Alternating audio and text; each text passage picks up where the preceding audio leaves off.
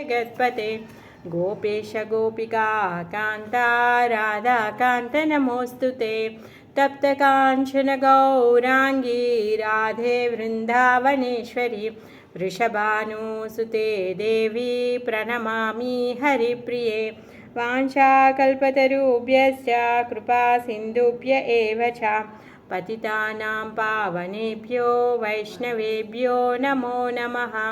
नमो विष्णुपादाय कृष्णप्रेष्ठाय भूतले श्रीमते भक्तिवेदान्ता स्वामिन्निति नामिने नमस्ते सारस्वते देवे गौरवाणी प्रचारिणे निर्विशेषा शून्यवादी पाश्चात्यदेशतारिणे श्रीकृष्ण चैतन्य प्रभु नित्यानन्दा श्री अद्वैता गदाधरा शिवासादि गौरभक्तवृन्दा हरे कृष्णा कृष्ण कृष्ण हरे हरे हरे राम राम राम हरे हरे। मुखं करोति वाचालं पंगुं लंघयते गिरिं यत्कृपातमहं वन्दे श्रीगुरुं दीनतारिणं। श्रील प्रभुपाद की जय, श्री गुरुदेव की जय। हरे कृष्ण अंदरिकी स्वागतं मन శ్రీకృష్ణ కథాసుధలోకి. శ్రీకృష్ణ కథాసుధలో మనము కృష్ణుడి యొక్క వివిధ అవతారాలు. అవునా, నేనైతే ఫుల్ ఉంది. మనము కృష్ణుడి కథల్లో వివిధ అసురులని సంహరింపచేయడము, తర్వాత రకరకాల భక్తులని ఉద్ధరింపచేయడము, ఇవన్నీ కూడా చూస్తూ ఉన్నాము. మధ్యలో ఇంద్రప్రస్థకు వెళ్ళడము, ఇవన్నీ చూస్తూ ఉన్నాం. అయితే ఇక్కడ పరీక్షిత్ మహారాజ్ ఏమంటున్నాడు అంటే, ఇప్పుడు కృష్ణుడు ఇవే కాకుండా ఇంకా వేరే ఏమైనా కార్యాలు చేశాడా, అవి ఉంటే చెప్పండి, నాకు వినాలని కోరిక ఉంది అనేసి అంటాడనమాట. సో ఆయన కృష్ణుడి యొక్క కథని వినడంలో ఎంత నిమగ్నమై ఉన్నాడు అంటే, ఆయన కృష్ణుడి యొక్క ఇంకా వేరే వేరే కథలన్నీ కూడా వినాలి అనుకుంటున్నాడు అనమాట. భగవంతుడి యొక్క కథాశ్రవణంలో ఆ విధంగా మునిగిపోయి ఉన్నాడు అనమాట తను.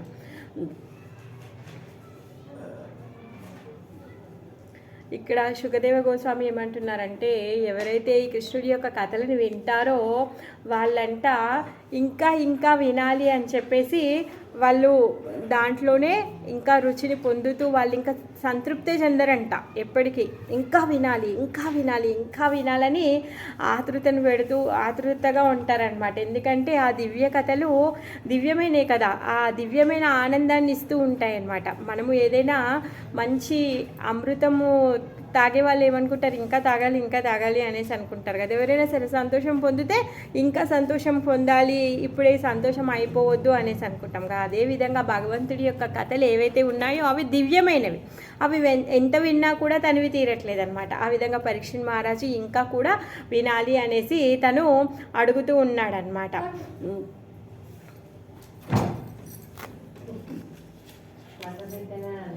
ఇక్కడ శుకదేవ గోస్వామి చెప్తున్నారనమాట. ఏమంటున్నారంటే, ఎవరైతే భగవంతుడి యొక్క గుణాలను వర్ణిస్తారో వాళ్ళది నిజమైన వాక్కు.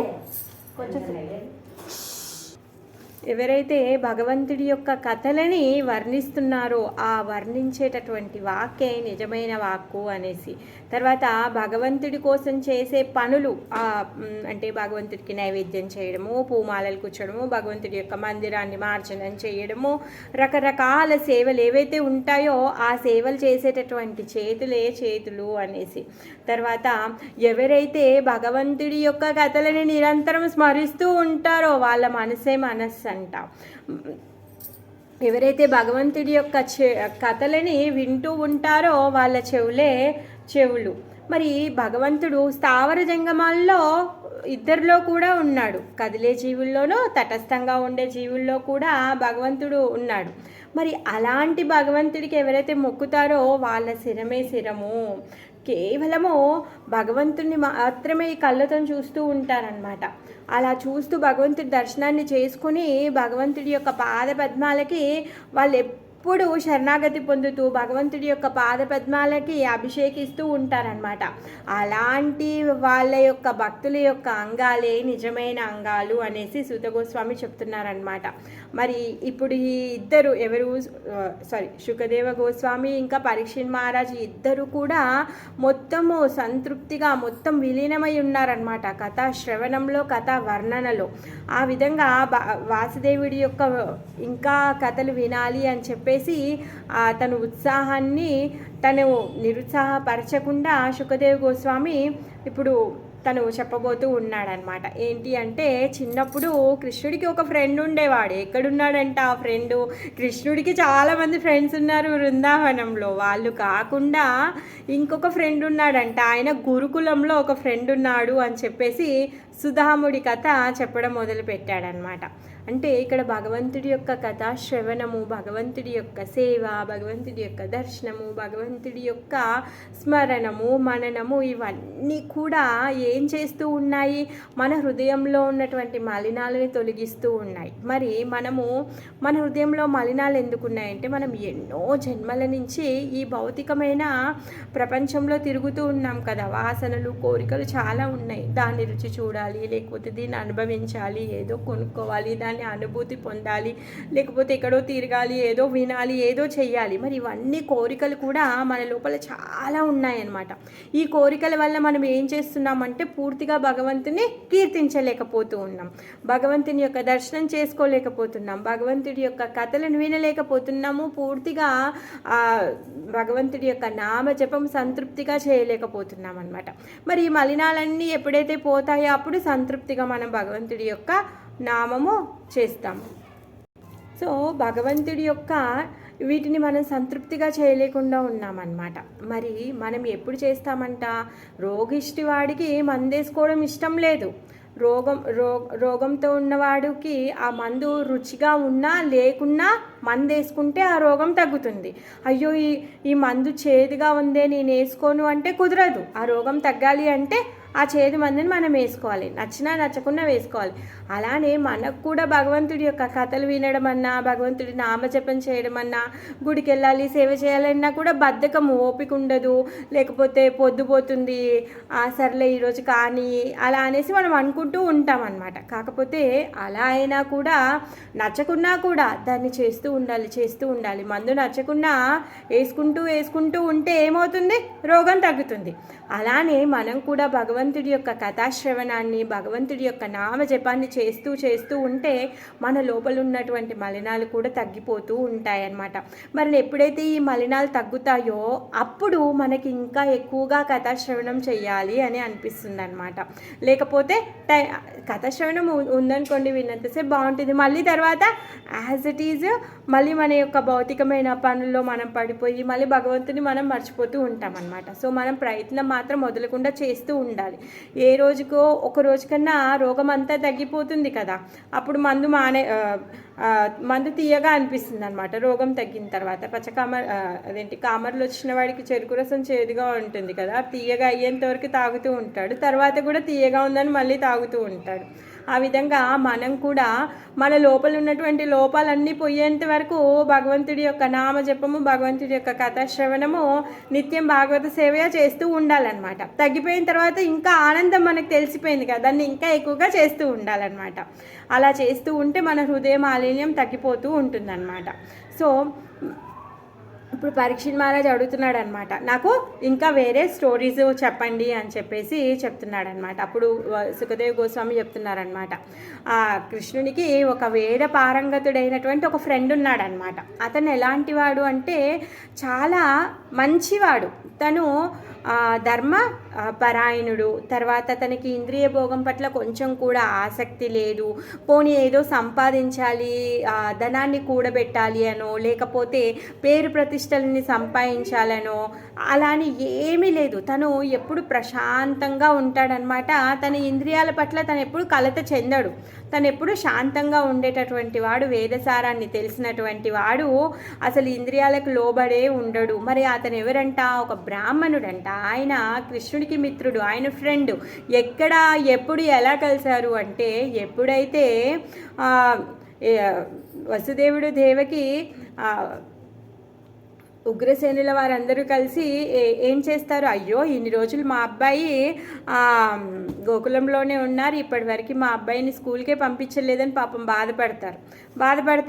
కాశీ టాప్ మోస్ట్ కాలేజ్, కాకపోతే కాశీకి పంపిద్దాము అంటే అక్కడ అందరూ దూరపు చుట్టాలు వాళ్ళు వీళ్ళు ఉన్నారు, మళ్ళీ కృష్ణుడు ఇక్కడే ఉన్నాడు అని చెప్పి తెలిస్తే ఎవరైనా అటాక్ చేస్తారు అని చెప్పేసి సీక్రెట్గా ఎవరికి తెలియని కాలేజ్లో స్కూల్లో జాయిన్ చేద్దామని చెప్పేసి ఉజ్జయిని సాందీపని ముని ఆశ్రమానికి తీసుకెళ్ళి జాయిన్ చేస్తారు. అక్కడ సాందీపని ముని ఆశ్రమంలో జాయిన్ చేసినప్పుడు ఒక పిల్లోడు ఉంటాడనమాట, అక్కడ చాలామంది ఉన్నారు. సో ఆ సుధాముడు అనమాట కృష్ణుడికి మిత్రుడు. సో ఎప్పుడైతే ఈ కృష్ణ బలరాములు గురుకులానికి వెళ్ళిన తర్వాత అక్కడ గురుమాత కానీ గురువు గారు చెప్పిన పనులు వేరే వాళ్ళకి అసలు అవకాశాన్ని ఇచ్చేవాళ్ళు కాదంట. మాట వింటే చాలు, ఏది కావాలంటే అది పట్టునని పరిగెత్తుకెళ్ళి తీసుకొని వచ్చేవాళ్ళు అనమాట. చదవడం కూడా అంతే ఫాస్ట్గా అంత గొప్పగా చదివేవాళ్ళు. అలానే వాళ్ళు చెప్పినటువంటి పనులన్నీ కూడా వాళ్ళు ఆ విధంగా చేసేవాళ్ళు అనమాట. ఏ పని చెప్పినా కూడా అంత చటుక్కున చేస్తూ ఉండేవాళ్ళు అనమాట. సో ఈ బ్రాహ్మణుడు ఇప్పుడు ఎక్కడుంటున్నాడు అంటే పోర్బందర్, సుధాముడు ఉండేటటువంటి ప్లేసు పోర్బందర్. ఇప్పుడు కూడా మనం అక్కడికి వెళ్ళామనుకోండి, పోర్బందర్కి వెళ్తే సుధాముడి యొక్క ఇల్లు ఉంటుందన్నమాట. అక్కడ తన పెళ్ళైపోతుంది. తను ఎందుకంటే అయాచక వృత్తి, తనేమి పెద్ద సంపాదించడు, ఏదో యాదృచ్ఛికంగా తన దగ్గరికి వస్తే దాంతో జీవితాన్ని గడిపేసే ప్రవృత్తి కలిగినటువంటి వాడు. ఎవరైనా వచ్చి భగవంతుడి గురించి అడిగారనుకోండి, తను మాట్లాడుతూ దాంట్లోనే లీనమై ఉంటాడు. ఎంత టైం అయింది, ఏం సంగతి ఏమి తనేమి చూసుకునేవాడు కాదు. గొప్ప భక్తుడు, భగవంతుడి యొక్క గొప్ప భక్తుడు. ఎప్పుడైతే గురుకులం అయిపోయిన తర్వాత తను ఇంకా కృష్ణుడిని స్మరిస్తూనే ఉన్నాడు. ఆ కృష్ణుడితో కలిసి ఉన్నటువంటి రోజులను గుర్తుకు చేసుకుంటూ ఉంటాడు. కృష్ణుడు అంటే తనకి ప్రాణం అన్నమాట. అలాంటి గొప్ప భక్తుడు. మరి ఇప్పుడు తన దగ్గర ధనం ఉందా అంటే ధనం లేదు. తన యొక్క భార్య కూడా ఆమె పతివ్రత, ఆమె కూడా పాపము పన్నెత్తి ఏది అడిగేటటువంటి స్వభావం లేదు తనకి కూడా. ఎంత బీదరికంలో ఉన్నారు అంటే వాళ్ళ ఇంట్లోకి సూర్యుడు కూడా వస్తాడు, వర్షం కూడా వస్తుంది అనమాట. అన్ని రంధ్రాలే. వర్షాకాలంలో నీళ్లు కురుస్తాయి, ఎండ కూడా వస్తుంది. అలాంటి ఇల్లు అనమాట. పోనీ కట్టుకోవడానికి బట్టలు ఏమైనా బాగున్నాయా అంటే అలా కూడా కాదు. బట్టలన్నీ పాతగా అయిపోయాయి, చీకిపోయాయి, అన్నిటికీ రంధ్రాలు అయిపోయాయి. పాపం వాటినే తిరిగేసి మళ్ళేసి కుట్టేసి అవి అలానే వేసుకుంటూ ఉన్నారనమాట. మరి వాళ్ళు ఏమైనా హష్టపుష్టిగా ఉన్నారా బ్రాహ్మణులు కదా అంటే పాపం అలా కూడా కాదు. వాళ్ళు ఎంత బక్క చిక్కిపోయారు అంటే వాళ్ళ శరీరంలో ఉన్నటువంటి ఎముకలు ఏవైతే ఉన్నాయో వాటికి శరీరంలోకి ఇలా ఎత్తుగా కనిపిస్తున్నాయంట. వాళ్ళ శరీరంలో ఎన్ని ఎముకలు ఉన్నాయో, ఎన్ని ఏమంటారు రక్తనాళాలు ఉన్నాయో అవి తెలుస్తూ ఉందంట. అంత బక్క చిక్కిపోయి ఉన్నారనమాట వాళ్ళు. పాపం ఇంకా కష్టాన్ని అనుభవించి కృషించిపోతూ ఉన్నారనమాట. ఆయనకేమీ ఇది లేదు సుధాముడికి. సరేలే ఇప్పుడు దీన్ని ఏదో చేద్దాము, లేకపోతే సంపాదిద్దాము, అలాంటిది ఏమీ ఆయనకి ఉద్దేశమే లేదనమాట. ఆహారం కోసం పాటుపడదామని ఏం ఉద్దేశమే లేదు. మరి ఉన్న దాంట్లో పత్ని ఏం చేస్తుంది, ఆమెకున్నా లేకున్నా భర్తకే పెట్టాలి, భర్తనే చూసుకోవాలి. సో అది ఉన్నది కూడా అంత భర్తకే పెట్టి ఆమె ఏమీ తినక ఇంకా బక్క చిక్కిపోయింది. భర్త కంటే ఇంకా ఘోరంగా అయిపోయింది అనమాట ఆమె. ఇక ఒకరోజు తను పాపం ఆగలేక పాపం భయపడుతుంది. భర్త దగ్గరికి వెళ్ళి ఏమీ అడగలేదు, ఆజ్ఞాపించలేదన్నమాట. అలాంటి పతివ్రత ధర్మాన్ని పాటించేటటువంటి స్త్రీ అనమాట. వెళ్ళి అడుగుతుందన్నమాట. సుధాముడి దగ్గరికి వెళ్ళి అడుగుతుందన్నమాట, స్వామి మీరు పరమ బ్రాహ్మణోత్తములు, మీకు లక్ష్మీపతి ఫ్రెండ్ కదా అనేసి అంటుందన్నమాట. ఇది నిజమే కదా, మీ ఫ్రెండు స్వయంగా లక్ష్మీపతి నారాయణుడు. మరి ఆయన ఎక్కడున్నాడు అంటే యాదవ శ్రేష్ఠుడు ఇప్పుడు ఇక్కడే ఉన్నాడు కదా. మరి ఆయనకి ఈ బ్రాహ్మణులంటే చాలా కరుణ కలిగి ఉన్నాడు. మరి ఆయనకి బ్రాహ్మణులకు ఆశ్రయం ఇవ్వడం అంటే చాలా ఇష్టము. సో నువ్వు ఒక్కసారి ఆయన దగ్గరికి వెళ్ళు కదా, ఆయన నీకు కొంచెం ధనం ఇస్తాడు కదా, అప్పుడు కొంచెం మనం ప్రసాదమైనా తీసుకొని బ్రతుకుతాం కదా, కనీసం మన జీవితాన్ని కొనసాగించాలంటే మనం తినాలి కదా, మరి తినాలి అంటే కొంచెం ఏదైనా ఉండాలి, అందుకని నువ్వు ఒక్కసారి వెళ్ళి మీ ఫ్రెండ్ దగ్గరికి వెళ్ళి అడుగు అనేసి భర్తకి చెప్తుంది అనమాట, భయపడుతుంది అనమాట. తను భర్తకి చెప్పేటప్పుడు కూడా భర్తకి మళ్ళీ ఏమేం డౌట్లు వస్తాయో, మళ్ళీ ఆయన ఏమి తిరిగేసి అడుగుతాడో, మరి ఆయన మనసులో ఏమనుకుంటున్నాడో అని చెప్పేసి తను బాధపడుతూ భయపడుతూ చెప్తూ ఉంటుంది అనమాట. ఏమంటుంది అంటే,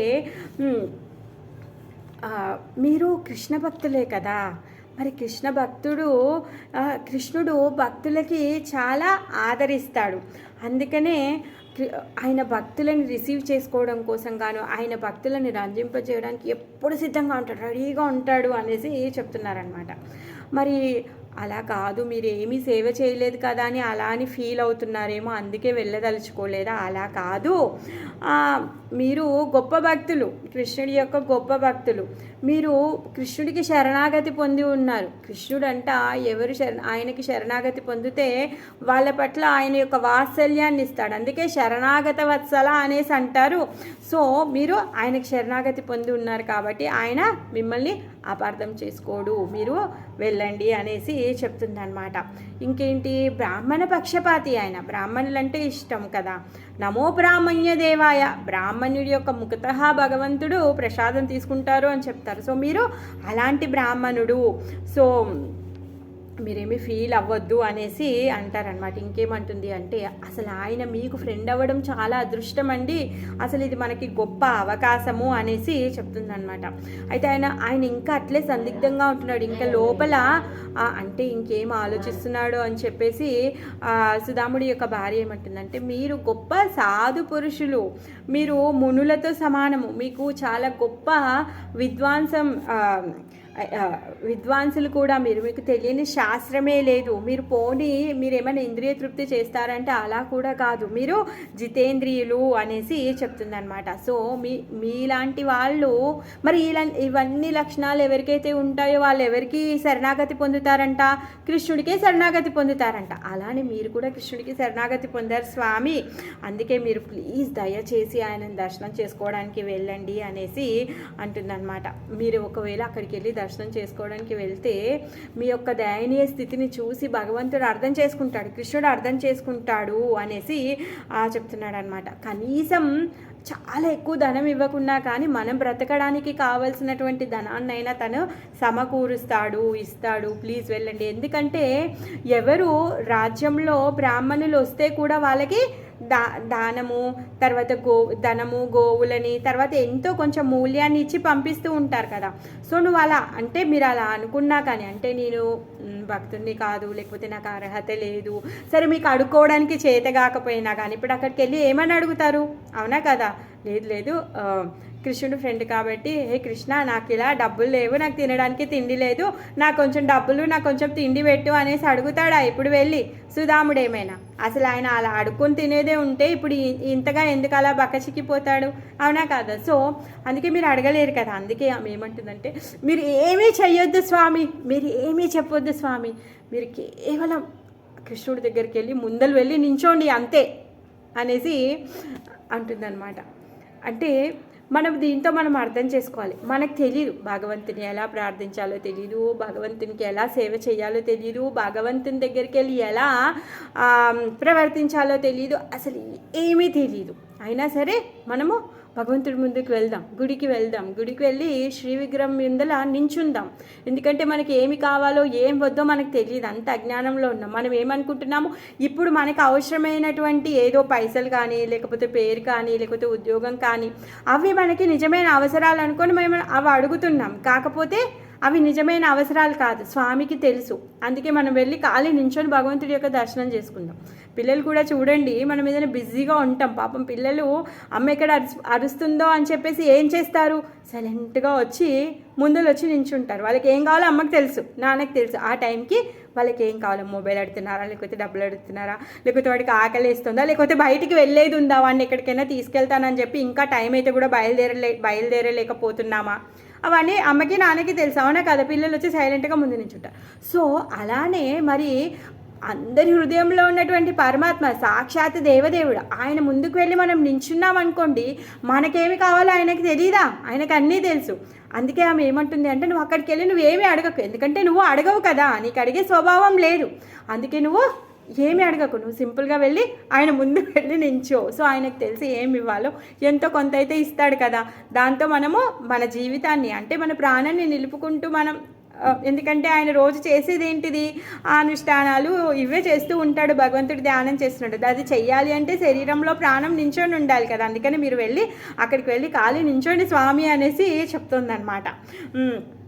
ఎందుకంటే కృష్ణుడు అపారమైనటువంటి కరుణ కలిగినటువంటి వాడు. ఆయన కరుణా సముద్రుడు. ఆయనని శరణాగతి పొందితే ఆయన సర్వస్వం ఇచ్చేస్తాడు. ఎంత కరుణామయుడంటే, స్వామి నువ్వే నా స్వామివి, నేను నీకు దాసోహం అంటే చాలు, తనని తాను ఇచ్చేసుకుంటాడనమాట. అంత గొప్పవాడు కృష్ణుడు.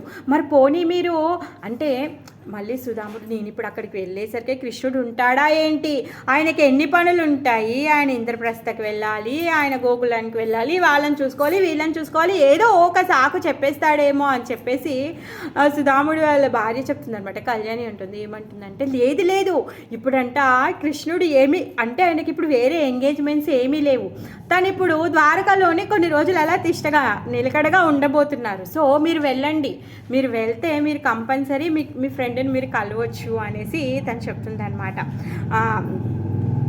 మరి తన భక్తులు శరణాగతి పొందినప్పుడు తనకు తానే ఇచ్చేటటువంటి స్వామి మనకు కొంచెం ధనం ఇవ్వడంలో ఆయనకి ఏమైనా కష్టం అవుతుందా అంటే, నా ఫ్రెండ్ కష్టమవుతుందని మీరు అనుకునేరు, అలా కాదు, ఆయనకు ఆయనే సమర్పించుకుంటాడే. మరి అలాంటి స్వామి మనకి కొంచెం ధనం ఇవ్వడంలో ఏమీ సంకోచించాడు, ఆయనకు అదేం పెద్ద కష్టం కాదు అనేసి చెప్తుంది. అసలు ఇక్కడ చూడండి, సుధాముడి కంటే ఎక్కువగా కృష్ణుడి పైన నమ్మకము, కృష్ణుడు అంటే ఏంటి అవన్నీ కూడా ఆమె చెప్తుందన్నమాట. సో భగవంతుడి పైన ఎలా నిర్భరం చెందాలి, భగవంతుడి దగ్గరికి వెళ్ళి ఏం అడగడానికి చేత కాకుండా సరే పర్వాలేదు, అలా వెళ్ళి నించుంటే చాలు, భగవంతుడే అన్నీ చూసుకుంటాడనమాట. సో అలాంటి స్వామికి మీ జీవితావసరాలు తీర్చడం ఏం పెద్ద కష్టం కాదు, మనకు కావాల్సిన సంపద ఆయన ఇస్తాడు అనేసి చెప్తుందన్నమాట. అప్పుడు ఇంక ఇదంతా విన్న తర్వాత పాపం సుధాముడు కూడా కాదు అని చెప్పలేడు, ఇంకా వెళ్ళాలి, సరే భార్య ఇంతగా చెప్తుంది. ఆయనకు కూడా ఇదంతా విన్న తర్వాత కృష్ణుడిని కలవాలని చాలా కోరిక వచ్చిందనమాట. అయ్యో కృష్ణుడి దర్శనం అవుతుంది కదా, ఒకసారి వెళ్తే బాగుంటుంది అనేసి తనకి అనిపిస్తుంది అనమాట. అప్పుడు అనిపిస్తే సరే అని చెప్పేసి ద్వారకకు వెళ్తాను అనేసి తను సిద్ధపడతాడనమాట. మరి ద్వారకకి వెళ్తాను అంటే మరి ఫ్రెండ్ దగ్గరికి వెళ్తున్నాను, ఖాళీ చేతులతో ఎలా వెళ్తాను, సరే ఏదైనా తీసుకొని వెళ్ళాలి అని చెప్పేసి పాపం భార్యని అడుగుతాడనమాట. కళ్యాణి ఏమైనా ఉంటే ఇవ్వు, నా ఫ్రెండ్కి తీసుకెళ్ళడానికి ఏదైనా చిన్న గిఫ్ట్ ఇస్తాను, అంతే కదా, ఫ్రెండ్స్ కలవడానికి వెళ్తే ఏదో గిఫ్టో లేకపోతే స్వీట్సో ఫ్రూట్సో లేకపోతే ఏదో గ్రీటింగ్ కార్డో ఏదో ఒకటి ఇస్తాం కదా. సో అలానే ఇప్పుడు సుధాముడు కూడా ఏమనుకుంటున్నాడు అంటే, సరే నేను వెళ్తున్నాను కదా, కొంచెం ఏదైనా స్మాల్ గిఫ్ట్ అలా ఇస్తాను, సో ఏమైనా ఉంటే తీసుకొని రా అనేసి అంటే, అప్పుడు పాపం ఏం చేస్తుంది, ఇంట్లో ఏమీ లేని కూడా లేదు, లేకపోయేసరికి తను అక్కడ ఆ వీధిలో ఉన్నటువంటి వేరే బ్రాహ్మణుల ఇంటికి వెళ్తుంది అనమాట. 4 బ్రాహ్మణుల ఇంటికి వెళ్ళి అడుక్కొని వస్తుంది అనమాట. 4 గుప్పెళ్ళ అటుకులు తీసుకొస్తుంది. ఆ అటుకులని చీకిపోయినటువంటి వస్త్రంలో ఒక మూలకి తను కట్టి ముడి వేసి కట్టి ఆ వస్త్రాన్ని సుధాముడి యొక్క అంగవస్త్రంతో జోడించి పెడుతుందన్నమాట. ఆ విధంగా ఇంకా అది తీసుకొని ఇప్పుడు కృష్ణుడు దర్శనానికి వెళ్తున్నాడు అనమాట. ఇంకా ఆలస్యం చేయొద్దు, ఎప్పుడు భగవంతుడి దర్శనానికి వెళ్ళాలి అంటే ఎప్పుడు కూడా ఆలస్యం చేయొద్దు, వెళ్ళిపోవాలి అన్నమాట. సో ఆ విధంగా ఈ బ్రాహ్మణుడికి సుధాముడు ఏం చేస్తున్నాడు అంటే, కృష్ణుడి యొక్క దర్శనం కోసమని ద్వారకాకి బయలుదేరాడనమాట. మరి ద్వారకాకి బయలుదేరాడు, ఆ ద్వారకాకి వెళ్ళే అంతసేపు దారి పొడవునా ఒకటే కృష్ణ కృష్ణ కృష్ణ కృష్ణ కృష్ణ అంతే, ఇంకొక ఆలోచనే లేదు, అసలు ఇంకో తలంపే లేదు, ఇంకే ఉద్దేశం కూడా లేదు. నేను కృష్ణుని కలవడానికి వెళ్తున్నాను, ఆహా నా కృష్ణుడు ఎంత గొప్పవాడు, నేను కృష్ణుని కలవడానికి వెళ్తున్నాను, కృష్ణుని కలవడానికి వెళ్తున్నాను, కృష్ణ కృష్ణ కృష్ణ కృష్ణ కృష్ణ అంతే, కృష్ణుని కలవడానికి వెళ్తున్నాను. ఆ విధంగా తను బయలుదేరుతున్నాడు అనమాట. మొత్తం ఇక్కడి నుంచి పోర్బందర్ నుంచి ద్వారకా వరకు మొత్తం ఇదే ఆలోచన. ఆల్మోస్ట్ మనం బస్సులో వెళ్తే ఒక 3-4 అవర్స్ జర్నీ అవుతుంది నాకు తెలిసి. సో అంత డిస్టెన్స్ తను కృష్ణానే తలుచుకుంటూ వెళ్తూ ఉన్నారనమాట. మరి అక్కడికి వెళ్ళిన తర్వాత ద్వారకా ఏమైనా చిన్న నగరమా? ఎంత పెద్ద నగరము ఆ ద్వారక. ఆ ద్వారకాకి వెళ్ళిన తర్వాత ఆయనకేం రిస్ట్రిక్షన్స్ పెట్టలేదు, ఎందుకంటే బ్రాహ్మణుడు కదా. కృష్ణుడి యొక్క రాజ్యంలో ఏ బ్రాహ్మణుడు వచ్చినా ఆయనకి స్వతగా ఆహ్వానం పలికేస్తారనమాట. ఎవరి కూడా అడ్డంకులు. అయితే ఆయన కృష్ణుడి దగ్గరికి వెళ్ళాలి అంటే ఫస్ట్ అంట నగరంలోనికి ప్రవేశించాడంట. ప్రవేశించిన తర్వాత అక్కడ కొంతమంది బ్రాహ్మణులు ఉన్నారంట. ఆ బ్రాహ్మణులందరితో మాట్లాడి, సో అంటే మీరు ఎక్కడి నుంచి వచ్చారు, ఎందుకు వచ్చారు, అవన్నీ ఎంక్వైరీ చేస్తారు కదా ఎవరైనా రాజ్యంలోకి కొత్తగా వస్తే. సో కొంతమంది బ్రాహ్మణులు ఉన్నారు కదా, ఆ బ్రాహ్మణులతోని ఎంట్రీ పాస్ కొట్టించుకొని తను లోపలికి వెళ్ళాడనమాట. వెళ్ళిన తర్వాత 3 ద్వారాలు ఉన్నాయంట. ఆ 3 ద్వారాలని భటులని దాటేసి లోపలికి వెళ్తాడనమాట. అవి కూడా చాలా పెద్ద పెద్ద ద్వారాలంట, చాలా చాలా దూరంలో ఉంటాయి ఒక్కొక్క ద్వారానికి ఒక్కొక్క ద్వారము. సో ఈ విధంగా తను అంటే ఎంక్వైరీ చేస్తారు. సో ఫ్రెండ్ని అది చెప్పుకోవాలి కదా, ఎవరు వచ్చినాక బ్రాహ్మణ్ని ఏం రిస్ట్రిక్ట్ చేయరు, తను రానియకుండా ఏం చేయరు. బట్ కాకపోతే ఎవరైనా వస్తే స్వామి మీరు ఎక్కడి నుంచి వచ్చారో ఆ చిన్న ఎంక్వైరీ అయినా చేస్తారు కదా. సో ఆ విధంగా తను ఏం చేస్తున్నాడంటే ఇప్పుడు ఒక్కొక్క ద్వారం దాటి లోపలికి వెళ్తున్నాడు అనమాట. ఆ 3 ద్వారాలని దాటి లోపలికి వెళ్ళిన తర్వాత అక్కడ వెళ్ళి చూస్తే ఏముందంట, 16,000 భవనాలు ఉన్నాయి. ఎంత దివ్యమైన అద్భుతమైన భవనాలు ఉన్నాయి అక్కడ.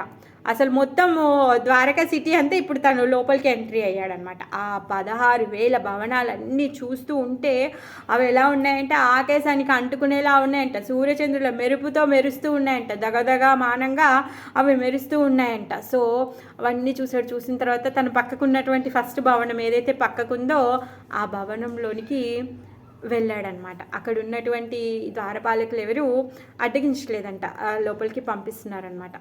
అయితే ఆ భవనంలోనికి వెళ్ళేటప్పుడు ఆ భవనం అంతా కూడా చాలా దివ్య మంగళ స్వరూపంతో ఉందన్నమాట. పరమ అద్భుతంగా అలంకరించబడింది అనమాట.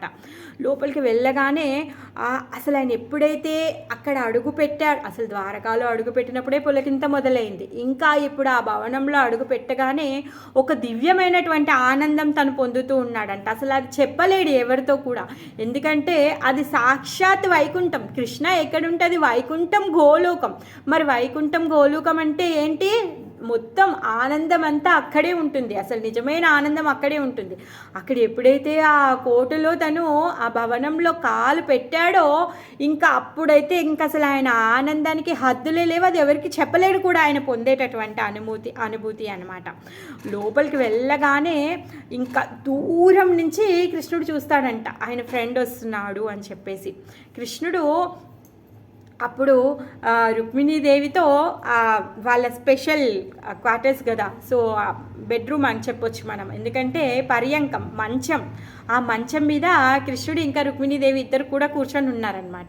దూరం నుంచి ఎప్పుడైతే తను లోపలికి వచ్చాడో అప్పుడు కృష్ణుడు వస్తున్నాడు సుధాముడే అని చెప్పేసి తను లేచి ఎదురొస్తాడనమాట. గుర్తించి తను వెంటనే ఆ పాన్పు నుంచి దిగుతాడనమాట. ఆ మంచం మీద నుంచి దిగి సుధాముడికి ఎదురు వచ్చి తనని 2 చేతులతో నమస్కరించి ఆహ్వానం చెప్తున్నాడు అనమాట. ఆహ్వానం చెప్పి 2 చేతులను ఎత్తి సుధాముడిని కౌగలించుకుంటున్నాడు అనమాట. అసలు ఇంకా కృష్ణుడు ఎప్పుడైతే సుధాముడిని కౌగలించుకున్నాడో ఆ ఆనందం అయితే ఇంకా అసలు చెప్పలేంది. అసలు భవనంకి రాగానే ఒక అనుభూతి పొందాడైతే ఇప్పుడు ఇంకా కృష్ణుడు సాక్షాత్ దేవదేవుడైనటువంటి శ్రీకృష్ణుడి యొక్క కర్ర కమలాలతో ఆయనను ఆలింగనం చేసుకున్నాడు. ఇంకా అసలు ఇంకా ఎలా ఉంటుంది ఆ ఆనందం, ఇంకా అసలు లేనే లేదు. ఇంకా అసలు ఆయన ఇంకా వైకుంఠంలోనే ఉన్నాడు, ఇంకా మర్చిపోయాడు ఆయన, అసలు మొత్తంకే తనని తాను మర్చిపోయాడు అనమాట.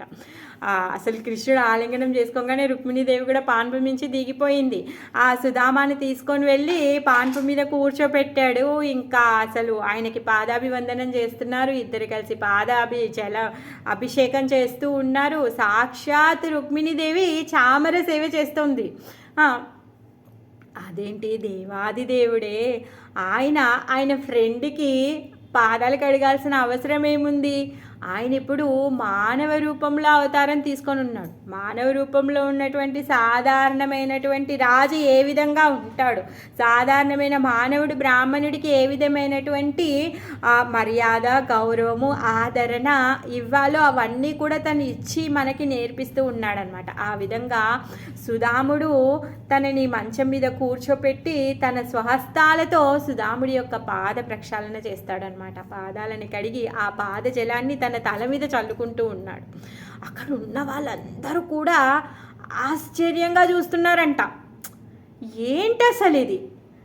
కృష్ణ ఎవరిని కౌగలించుకుంటాడు అంటే బలరాముణ్ణి, దావుజీని కౌగలించుకుంటాడు. అసలు ఈయన చూస్తే ఎలా ఉన్నాడు? పక్క చిక్కిపోయి ఉన్నాడు.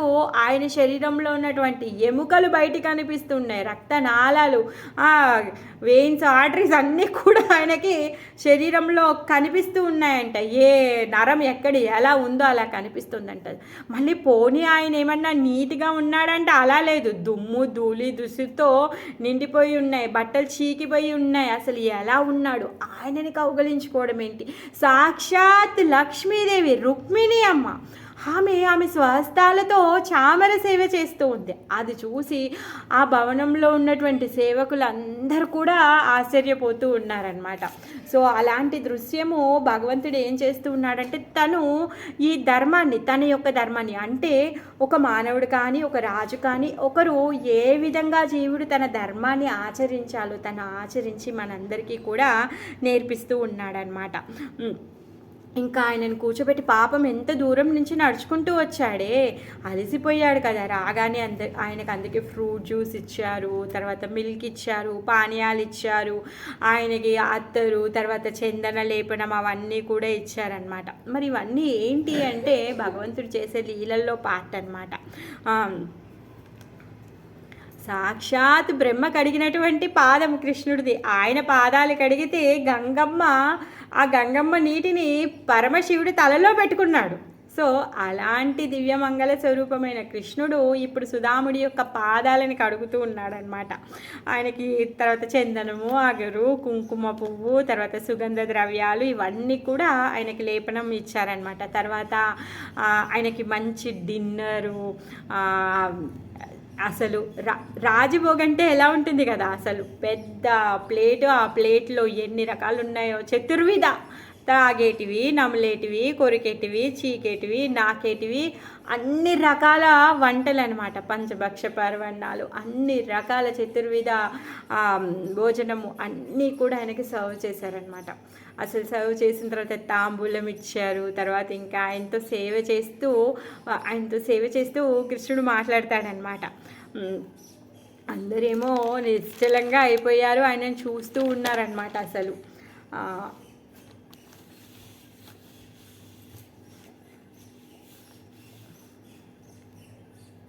అందరూ ఏమనుకుంటున్నారంటే సరే బ్రాహ్మణుడు కదా, చీకిపోయిన బట్టలు ఉన్నాయి, అపరిశుభ్రంగా ఉన్నాడు, చినిగిన దుస్తులు ఉన్నాయి, అయినా కానీ బ్రాహ్మణుడు కాబట్టి ఆ విధంగా అతను సేవ చేస్తున్నాడు అని భావించే విధంగా ఆ విధంగా వాళ్ళు సేవ చేస్తూ ఉన్నారనమాట.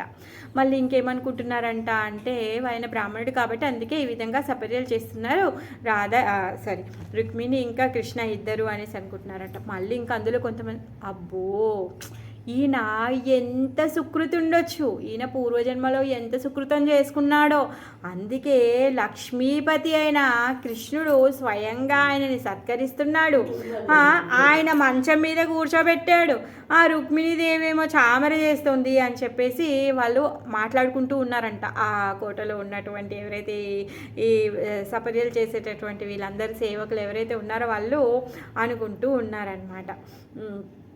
తర్వాత నెమ్మదిగా అంతా అయిన తర్వాత ఆయన కొంచెం పాపం ఇక్కడి నుంచి పోర్బందర్ నుంచి నడుచుకుంటూ వచ్చాడు కదా, నడుచుకుంటూ వచ్చాక అలసిపోయాడు కాబట్టి తనని కొంచెం కుదుటగా కూర్చున్న తర్వాత ఇంకా కృష్ణ ఇంకా సుధామ ఇద్దరు మాట్లాడుకోవడం. వాళ్ళిద్దరు ఫ్రెండ్స్ కదా, ఫ్రెండ్స్ అంటే ఏంట్రా ఎలా ఉన్నావు, ఎప్పుడు ఏం సంగతి, ఎక్కడున్నావు, పెళ్ళయిందా, ఏం కథ, ఎవరిని పెళ్లి చేసుకున్నావు, మరి ఏం సంగతి, అవన్నీ మాట్లాడుకుంటారు కదా. సో అలానే ఇక్కడ సుధామ అండ్ కృష్ణ కూడా వాళ్ళిద్దరి మధ్యలో సంభాషణ జరగబోతుంది అనమాట. కృష్ణుడు మొదలు పెడుతూ మాట్లాడుతూ ఉన్నాడనమాట.